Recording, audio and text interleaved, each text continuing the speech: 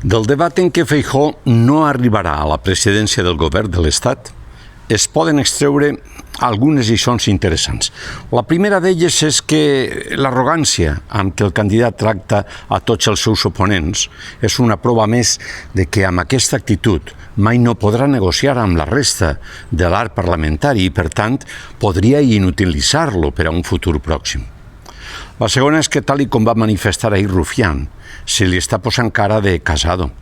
tenallat com està pel triumvirat juràssic popular i vigilat per Ayuso i per Moreno. Aquest estat ni es trenca ni s'estanca perquè les urnes han dit que persones del segle XIX no poden fer de president durant el segon decenni del segle XXI i que cal diàleg